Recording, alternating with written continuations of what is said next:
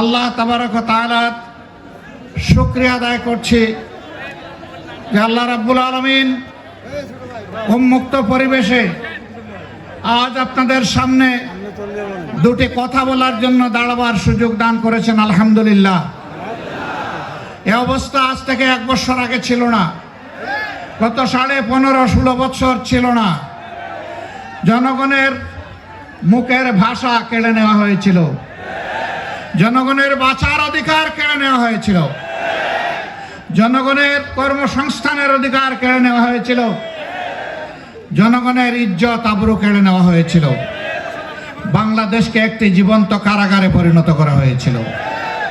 ভিতরের কারাগার থেকে বাইরের কারাগার ছিল আরো দুঃসহ। ভিতরের কারাগারে অন্তত নতুন করে মামলা দেওয়ার সুযোগ ছিল না। বাইরের কারাগারে থাকলেই প্রতিনিয়ত বিরোধী দলীয় নেতা কর্মী, আলিম উলামা, বিভিন্ন সম্প্রদায় ধর্মের লোকের বিরুদ্ধে অব্যাহত মামলা দেওয়া হয়েছে। তারা চেয়েছিলেন মামলা করে, হামলা করে, খুন করে, পঙ্গু করে, আয়না করে, বন্দি করে এই বাংলাদেশের মানুষের কণ্ঠকে স্তব্ধ করে দেবেন। কিন্তু ইতিহাস কি বলে? ইতিহাস বলে এইভাবে মানুষকে দাবিয়ে রাখা যায় না। তারা বাংলাদেশের বিপ্লবী জনগণকেও দাবিয়ে রাখতে পারেননি। 15.5 বছরের ধারাবাহিক আন্দোলন, ত্যাগ এবং কুরবানি সবকিছুর শেষ প্রান্তে দাঁড়িয়ে আমাদের যুব সমাজের নেতৃত্বে তারা গদি ছাড়তেই শুধু বাধ্য হননি, তারা দেশ ছাড়ে পালিয়ে গেছে। আমরা বলি এদেশের সত্যিকারের নাগরিক যারা, তারা কখনোই দেশ থেকে পালানোর চিন্তা করে না। যারা দেশকে ভালোবাসে তারা দেশ ছেড়ে পালায় না। যারা দেশকে ভালোবাসে কানাডা, মালয়েশিয়ায় তারা বেগম পাড়া গড়ে তুলে না। যারা দেশকে ভালোবাসে দেশের টাকা চুরি করে বিদেশে পাচার করে না।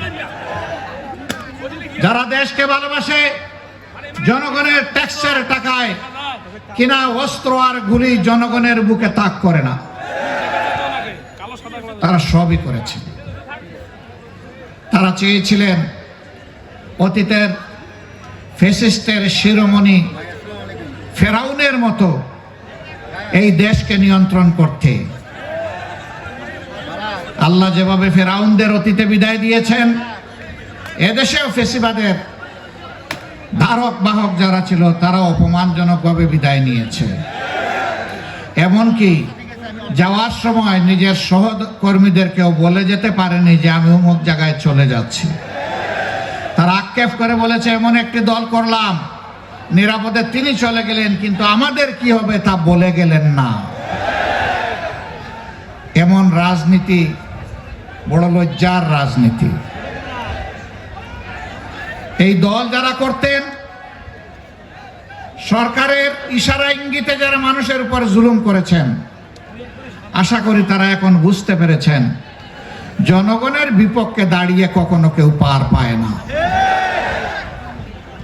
দৈনিক আজকের বাংলা .net